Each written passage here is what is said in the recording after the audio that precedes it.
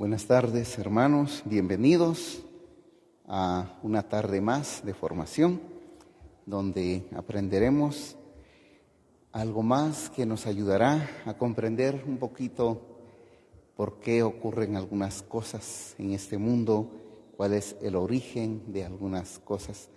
Estamos con una serie de programas y dentro de esa serie, con esta subserie de el problema de las sectas, ya es la tercera parte del problema de las sectas. Vamos a aprender hoy algo más sobre este tema. Agradecemos a los medios de comunicación, Bernavisión TV y Facebook, Radio San Bernabé, 103.5 FM, y a todos ustedes que nos siguen desde sus hogares. Esperamos aportar algo que sea una riqueza para cada uno. Vamos a comenzar con una oración invocando a Dios Espíritu Santo. En el nombre del Padre, del Hijo, del Espíritu Santo. Amén. Ven, Espíritu Santo, llena los corazones de tus hijos y enciende en ellos el fuego de tu amor. Envía, Señor, tu Espíritu, nos darás una nueva vida y renovarás la faz de la tierra. Oh Dios, que has iluminado los corazones de tus hijos con la luz del Espíritu Santo, haznos dóciles a este mismo Espíritu para gustar del bien y gozar de sus divinos consuelos. Por Jesucristo nuestro Señor. Amén. En el nombre del Padre, del Hijo, del Espíritu Santo. Amén. En esta sección del problema de las sectas, vamos a ver ahora un protagonista más de esa creación de grupos, de sectas. En esta ocasión, el protagonista va a ser el fundador de los Testigos de Jehová. ¿Quién fundó a los Testigos de Jehová? ¿Quién fue él? ¿Qué hizo? ¿Qué es de los Testigos de Jehová? ¿Qué enseñan? ¿Cómo están organizados? Y cómo nos afecta a todos. Bien, pues los Testigos de Jehová fueron fundados por un comerciante, por el comerciante Charles Taze Russell. Charles es en inglés, en español sería Carlos, ¿verdad? Carlos Taze Russell. Charles Taze Russell. Él nació en el año 1852 en Pittsburgh, Pensilvania, Estados Unidos. Pensilvania, Estados Unidos. Nació en una familia que era protestante presbiteriana. Pues aquí ya no se trata de un católico que fundó una secta y se separó de la iglesia, no. Aquí ya es uno que se separa de la iglesia protestante, presbiteriana, y funda su propia secta, funda los Testigos de Jehová. Él era protestante presbiteriano y asistía, ¿verdad?, con sus papás a su secta, pero no se sentía como muy atraído por esta secta. Conoció un día el adventismo. Escuchó la predicación de un adventista, le puso atención, y el predicador pues predicaba así con mucha energía, ¿verdad? Y muy convincente, y a él le atrajo mucho las cosas que predicaba este adventista. El caso es que se hizo adventista, abandonó la secta donde estaban sus papás. Conoció a algunos adventistas que le enseñaron muchas cosas que influyeron mucho en él, en su modo de pensar, en la doctrina que tenía él de los presbiterianos. Fue abandonando algunos puntos y pues con lo entusiasmado que estaba con la nueva secta, la adventista, abrazó con todo las enseñanzas de los adventistas. Además de la fundadora Helen Goldwhite, que fue la fundadora de los adventistas, también influyeron en él dos personas Uno se llamaba Jonah Wendell y el otro Nelson Barbour. Este último, Nelson Barbour, fue el que más influyó. Ese Barbour formaba parte de un grupo adventista que, pues ya sabemos, se lo explicamos la vez pasada, los adventistas eran milenaristas. ¿Qué significa milenaristas? Significa que dan fechas del fin del mundo. Dicen, el fin del mundo, el Señor ya viene pronto, el fin del mundo ya está cerca, va a ser en el año tal. Y entonces a ellos se le llaman milenaristas, los que insisten mucho en que Cristo ya viene, el fin del mundo ya se acerca y hasta dan fechas, ¿verdad? Milenaristas. Entonces, estos adventistas milenaristas habían dicho, primero, que el fin del mundo iba a ser en el año 1854. En esa fecha iba a venir nuestro Señor por segunda vez. Como no vino, entonces pusieron otra fecha. Dijeron, va a venir en 1873. Llegó 1873 y no vino Jesús, no fue el fin del mundo. Entonces dijeron, no, el fin del mundo va a ser el 22 de octubre de 1874. Llegó el 22 de octubre, el 23, el 24 y no vino Jesús. Después dijeron el 14 de noviembre de 1875 y no vino. Después dijeron que el 16 de mayo de 1876 y no vino tampoco el Señor, ¿verdad? No fue el fin del mundo. Y por último dijeron que en 1878, pues, y no vino, ¿verdad? Fracaso tras fracaso y tras fracaso. Eso hizo que muchos abandonaran a los adventistas del séptimo día. Pero Charles Taze Russell no los abandonó. Él dijo, tal vez no han estudiado bien la Sagrada Escritura y no han logrado descifrar la fecha exacta.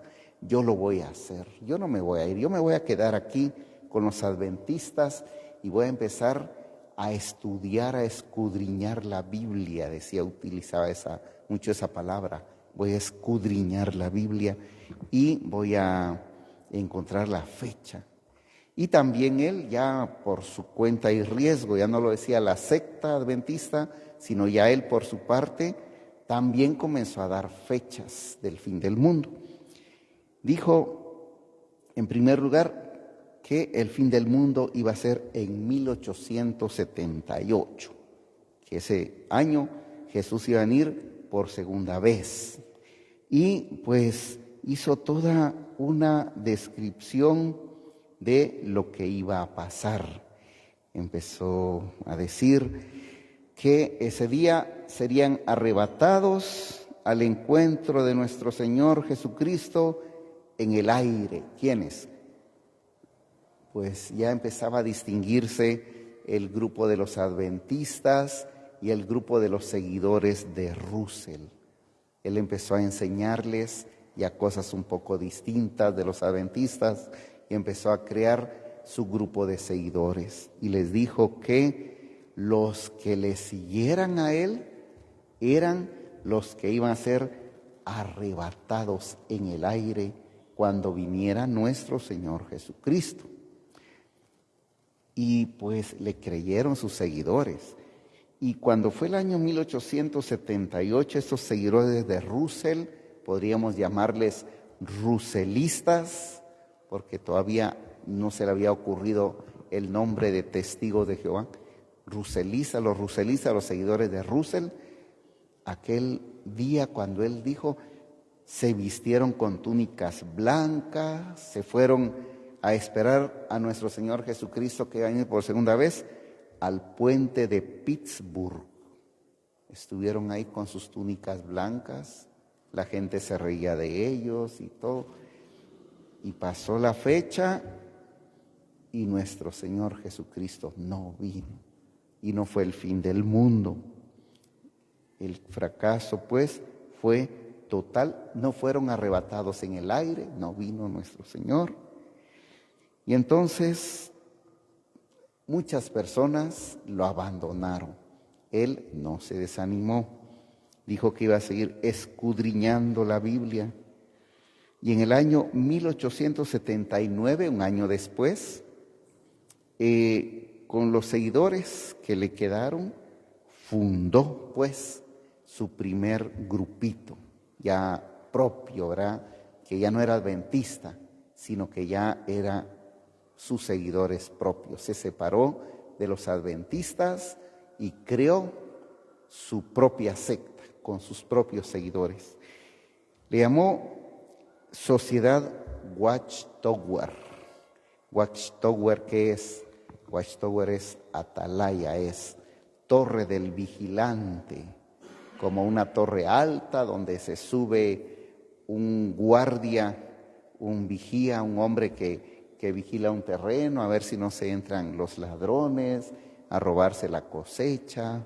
En algunos lugares lo hacen, ¿verdad? Ponen a un vigilante hasta allá arriba, la torre del vigilante, Watchtower. Sociedad Watchtower, así le llamó, la Sociedad Torre del Vigilante. Fundó pues ya su grupito y les dijo que era en 1881 cuando sí serían arrebatados en los aires al encuentro de nuestro Señor Jesucristo. Ya no le creyeron, dijeron otra vez, una profecía que no se va a cumplir. Lo abandonaron algunos, otros dijeron, bueno, pues vamos a esperar a ver qué pasa. Y Russell entonces se dedicó, dice él, a leer, a profundizar la Sagrada Escritura y les enseñó a sus seguidores que solo él podía interpretar correctamente la Sagrada Escritura. Las demás organizaciones religiosas, dice, van camino del desastre, nosotros no. Nosotros vamos por el camino seguro. Solo yo puedo interpretar correctamente la Sagrada Escritura. Y también dijo que la Biblia asegura que el fin del mundo está cerca. Y si la Biblia dice que está cerca, es porque está cerca. Convencía cuando hablaba hasta el extremo de que sus seguidores lo consideraban el mensajero especial para la última edad de la iglesia. Ese es un mensajero especial. Decían de él lo siguiente, que había sido elegido para esta gran obra antes de que naciera. Dios lo había destinado a esto, a ser un gran mensajero. Decían que después de nuestro Señor Jesucristo, 2 eran los mensajeros más importantes: San Pablo y Charles Russell. Ellos 2 eran los más importantes, los más populares, San Pablo y Charles Russell. Decían que deberíamos esperar que el Señor nos enseñe a través de Él, que solo es cierto lo que nos diga Él. Y lo que los demás nos digan es mentira. No aceptar lo que diga Él es repudiar a Jesús. Repudiar la obra de Russell equivale a repudiar a Dios nuestro Señor. Él es el único mensajero en nuestros días que nos puede hablar en nombre de Dios. Russell llegó a pensar que lo que él decía, lo que él escribía, era muy importante. Él tal vez estaba convencido de que Dios le inspiraba o saber, o era su soberbia o el afán de engañar, pero bien, él decía que su obra teológica era más clara que la propia Biblia, se entendía mejor que la propia Biblia, que incluso en el fondo lo que él escribió y la Biblia eran equivalentes, era lo mismo, que la Biblia no era más importante que sus escritos. En el año 1910 dijo Russell: una persona caería en la oscuridad después de 2 años de estar leyendo solo la Biblia, pero estaría en la luz si estaría 2 años leyendo solamente los escritos de Russell. En la Biblia caería en la oscuridad, pero si leía sus escritos, permanecería en la luz. A sus escritos los reunió en una obra. A su obra le llamó Estudios de las Escrituras. Así le llamó a su obra, que él consideraba equivalente a la Biblia. Dijo, le faltaba un poquito de humildad realmente, ¿verdad? Dijo que no había habido un entendimiento claro de la Biblia durante siglos, pero que finalmente él había aparecido para solucionar este problema. Eso dijo Russell. No había habido un entendimiento claro de la Biblia durante siglos, pero que finalmente él había aparecido para solucionar este problema. Él era el que había logrado tener un entendimiento claro del significado de la Biblia. Quería asemejar tanto sus escritos a la Biblia que a sus escritos les llamaba la Biblia arreglada, y a veces decía la Biblia misma, decía. No decía un comentario a la Biblia, no, decía la Biblia, esta es la Biblia misma. Vale casi lo que vale la Biblia. Bien, ese es por una parte, ¿verdad? ¿Qué fue lo que pasó con él? Por otra parte, su vida personal, cómo vivió Russell, pues su vida no fue muy ejemplar. Uno tiene que acompañar sus discursos con los hechos, ¿verdad? Aunque nos cuesta y vamos luchando, ¿verdad? Pero a Russell no pudo. Su vida fue un poco desordenada. Protagonizó varios escándalos, entre ellos tres voy a mencionar. El primer escándalo que pues protagonizó Russell fue el de su matrimonio. Él se casó con Mary Frances Ackley en 1879. Ella, cuando ya no aguantó más a vivir con él, lo acusó, ¿verdad? Y lo denunció y fue a decir todo lo que sufría con él. Lo acusó de adulterio, no con una mujer, sino con muchísimas, y lo acusó de malos tratos. La maltrataba todo lo que podía. Sobre el adulterio, el mismo Russell decía a veces que él no podía estar cerca de una mujer sin pellizcarla, decía. Y a veces no solo la pellizcaba, decía el mismo Russell, ¿verdad? Tenía este vicio. Sobre el trato con la esposa dijo que la maltrataba con malas palabras, en privado, en público, y la llamaba desequilibrada mental. La humillaba todo lo que podía y pues ella lo demandó.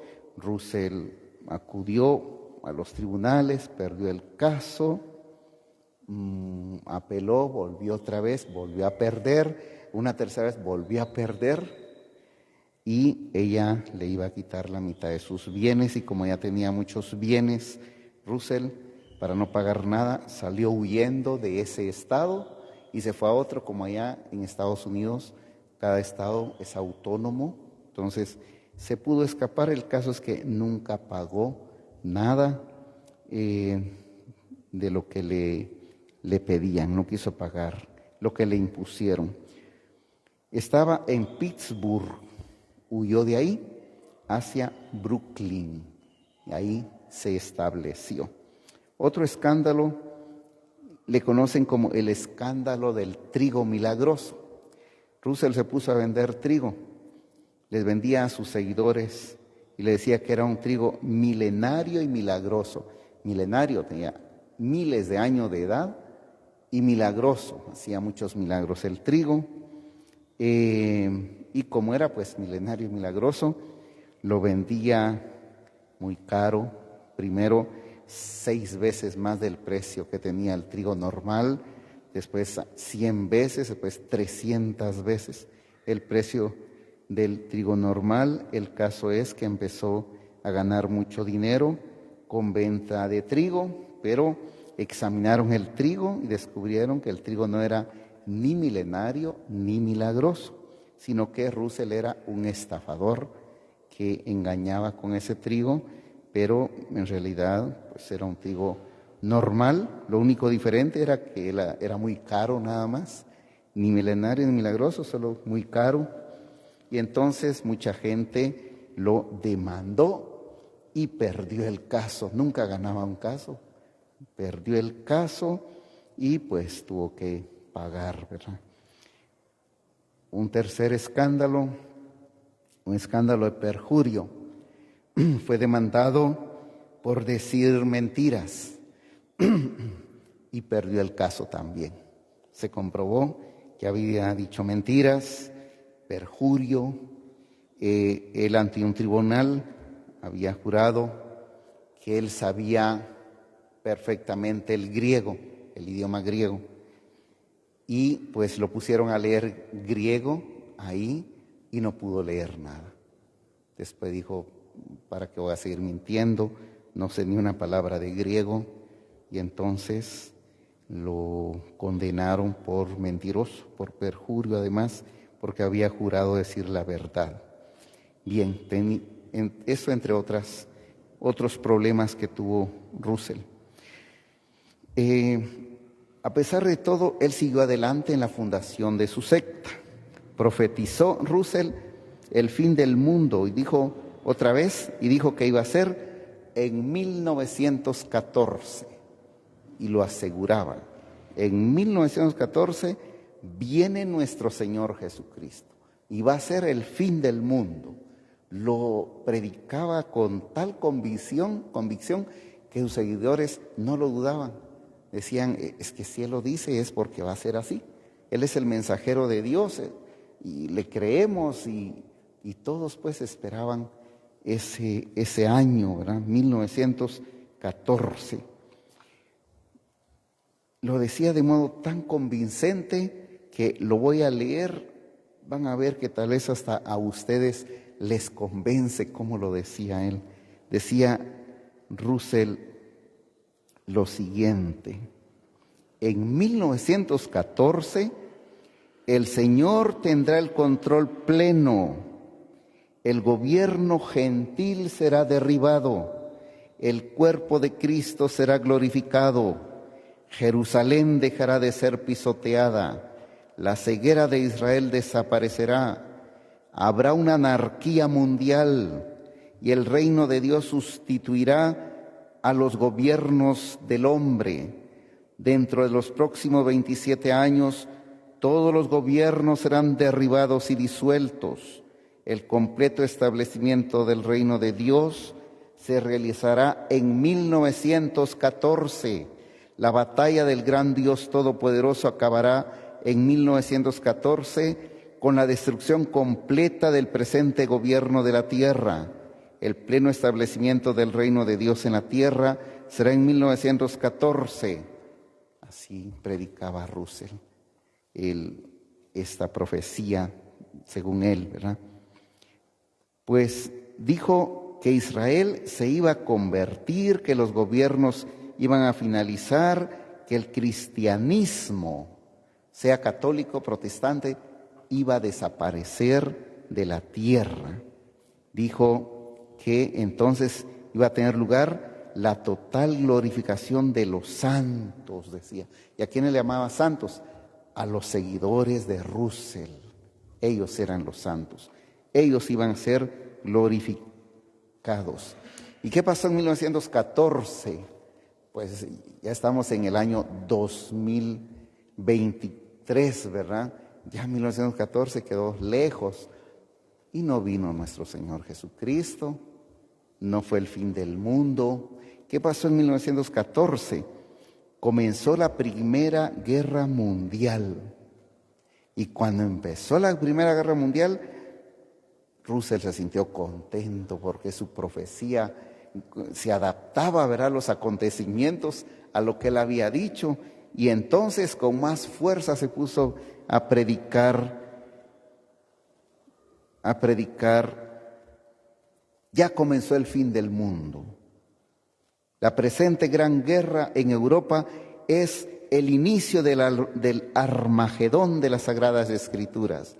El fin del mundo está llegando, pero no fue cierto, ¿verdad? Nada de lo que él dijo se cumplió. Israel no se convirtió, no cayeron los gobiernos del mundo, ahí están los gobiernos del mundo todavía. No fueron glorificados sus seguidores, no desapareció la cristiandad, aquí estamos todavía. No se cumplieron sus profecías. Solo empezó una guerra que comenzó en el año 1914 y terminó en el año 1918. Se acabó la Primera Guerra Mundial y el mundo siguió adelante. No se cumplió la profecía de Russell. Dijo Russell que el fin del mundo iba a empezar en 1914 y que iba a terminar en 1918, el fin del mundo. Pero en 1918 lo que terminó fue la Primera Guerra Mundial. No fue el fin del mundo. Pero, ¿qué hizo después Russell? Cuando llegó 1918 y el mundo continuó y no vino nuestro Señor, ¿qué hizo Russell? Pues ya no hizo nada, porque Russell murió el 31 de octubre de 1916. 2 años llevaba la guerra, faltaban 2 años para que terminara. La guerra duró 4 años y Russell murió a media guerra, 1916, en Pampa, Texas, Estados Unidos. Lo enterraron en un panteón en forma de pirámide. Él pidió que se lo hicieran así porque él pertenecía a la masonería, Russell. Bien, pues, ¿cómo fue que él hizo que se extendiera tanto esta secta de los testigos de Jehová? Pues realizó un trabajo muy intenso, Russell. Él viajó por todos los Estados Unidos, predicando, dando conferencias, formando grupos de testigos de Jehová, por todo Estados Unidos, por Canadá, fue a Rusia, fue a los países de Europa, fue a Oriente Medio. En todo el tiempo que duró propagando su secta, pues Russell pronunció 30,000 discursos en todos estos lugares. Fundó 1,200 grupos de testigos de Jehová, dispersos por el mundo. Escribió su obra en 7 tomos titulada Estudios de las Escrituras. En 1879 comenzó la publicación de una revista a la que le dio el nombre de Atalaya. Después de la muerte de Russell, pues le sucedió Franklin Rutherford. Este era un intelectual, un escritor, escribió 100 libros que se tradujeron a 80 idiomas. Cuando él murió, vino Nathan Knorr, que nació en 1942 y murió en 1977, y actualmente la autoridad máxima de los Testigos de Jehová es Frederick Franz. Al menos el libro de donde saqué los datos lo decía así. No sé si ya falleció, ya hay otro, porque el tiempo pasa rápido, ¿verdad? Y los acontecimientos. Entonces, si en este momento en que hablo ya es otro porque este ya falleció, pues me disculpan, ¿verdad? Pero el último dato es que el jefe a nivel mundial de los Testigos de Jehová es Frederick Franz. Al inicio, Russell le puso a su secta como nombre Escudriñadores de la Biblia, le puso a su secta. Luego se lo cambió, le puso Investigadores de la Biblia. Luego hubo una reunión en 1931 y decidieron llamarse Testigos de Jehová. Desde 1931 se llaman Testigo de Jehová. Ya no estaba vivo Russell, ¿verdad? Él ya había muerto, en 1916 murió. Actualmente los Testigos de Jehová están presentes en 160 países. Distribuyen su propaganda de puerta en puerta, intervienen todos los miembros en este trabajo. En cada casa que visitan dan una plática, un sermón que dura de 3 a 8 minutos para convencer a la gente, vender sus publicaciones, invitarlos a sus reuniones.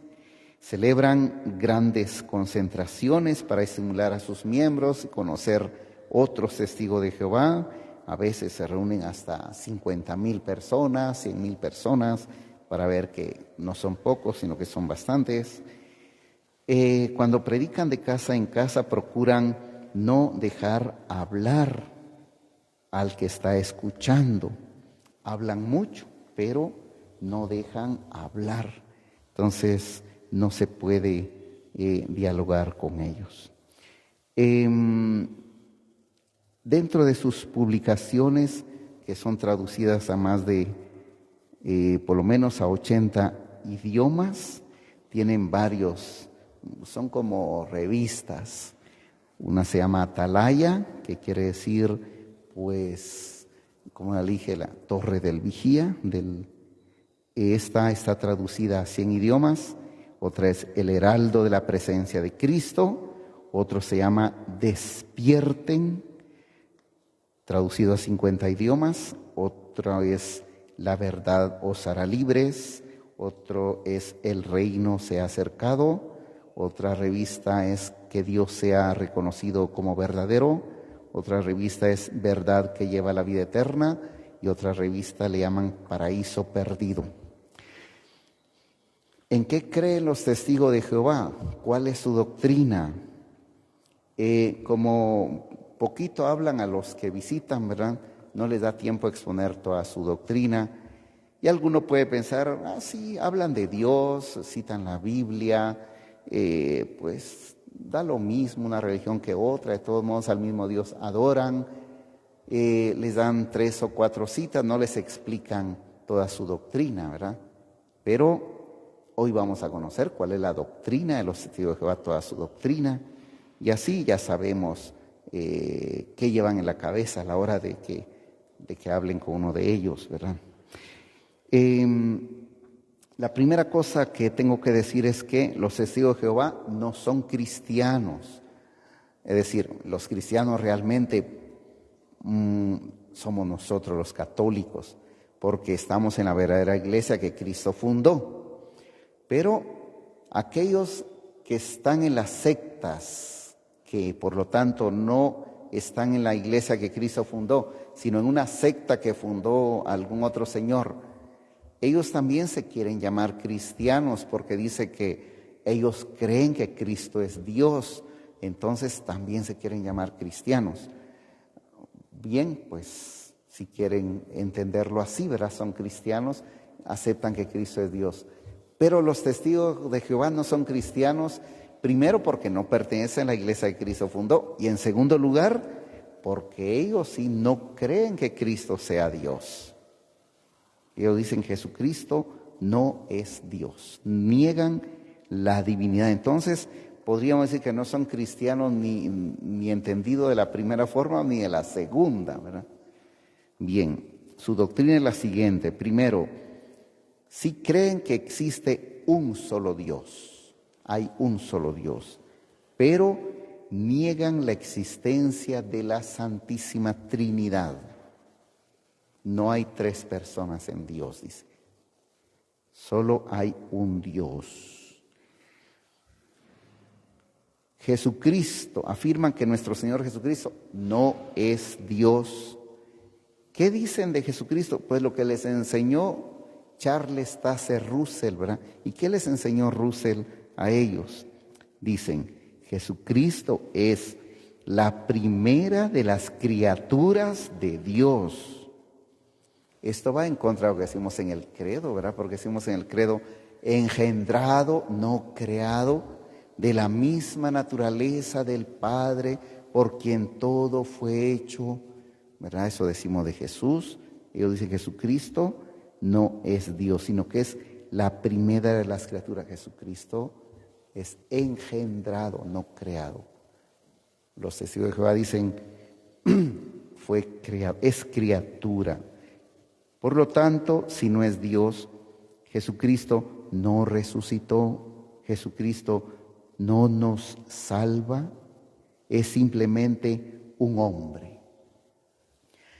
Y antes de su venida a la tierra ya existía, sí, ya existía antes de su venida a la tierra, pero no era Dios, no era segunda persona de la Santísima Trinidad. ¿Qué era entonces, según los testigos de Jehová? Jesucristo antes de la venida a la tierra era el arcángel San Miguel. Revuelven las cosas, ¿verdad? Era el arcángel San Miguel. Se hizo Mesías en el momento de su bautismo por Juan Bautista. ¿Qué más dicen? La Biblia es palabra de Dios, pero solo como la traducen los testigos de Jehová. Nada más. Y pues distorsionan unos textos, falsifican la traducción de otros textos, deforman el sentido de otros, tocan la Biblia, ¿verdad? Cambian. Afirman que la Virgen María no es Madre de Dios, ni es Inmaculada Concepción, ni es virgen porque tuvo muchos hijos. Afirman que todas las iglesias cristianas son malas y que la peor de todas es la Iglesia Católica, dice los testigos de Jehová. Afirman que no deben existir los sacramentos, son inútiles y no son de origen divino.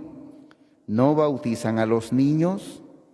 Afirman que la confirmación, la penitencia, la unción de los enfermos son inútiles. Dicen que el Espíritu Santo no es Dios. No aceptan las enseñanzas de la Iglesia Católica. No aceptan al Papa ni a los obispos. Dicen que no es bueno tener imágenes. No aceptan la tradición. No aceptan la existencia de los santos. Dicen que el infierno no existe. Dicen que no se debe defender a la patria. Prohíben saludar la bandera. No, dicen que no se debe prestar el servicio militar jamás, porque los gobiernos del mundo son gobiernos satánicos. No aceptan que se celebre la Navidad. Se abstienen de participar en las elecciones. Se mantienen al margen de toda actividad política.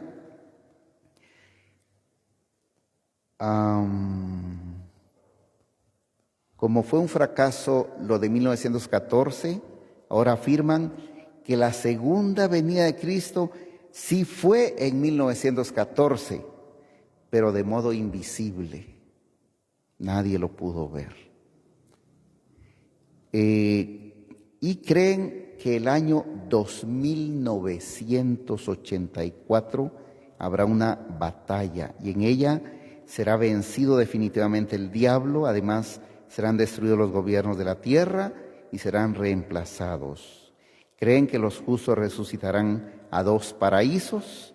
El mejor es el celestial o espiritual, en el que solo van a caber 144,000. El otro paraíso, lleno de goces terrenos, está destinado a los testigos de Jehová ordinarios o de segunda categoría. Eso es lo que creen los testigos de Jehová. Entonces, cuando lleguen a su casa a tocar, ya saben cuál es su doctrina, quién fue su fundador. No los fundó nuestro Señor Jesucristo, los fundó Charles Taze Russell, y ellos creen la doctrina que Él les enseñó, no la doctrina que nuestro Señor Jesucristo y los apóstoles enseñaron. Un día que tuve la oportunidad de andar por Nueva York, iba con un amigo en un carro, y cuando pasamos por un lugar me dice, mira ese edificio, un edificio más o menos como de 60 pisos, todo de vidrio. Esa es la Watchtower. ¿Qué es eso? La sede de los testigos de Jehová. Ahí está en Brooklyn, un gran edificio. Ahí, desde ahí se distribuye, se elabora todas esas revistas. Desde ahí salen las órdenes para todo el mundo. Es como la cabeza, el corazón de los testigos de Jehová. Está en Nueva York, la Watchtower, la atalaya, la torre del vigilante significa. Bueno, pues este es el protagonista de hoy, Charles Taze Russell. Ya conocen esto, ya hay que tener cuidado, ¿verdad?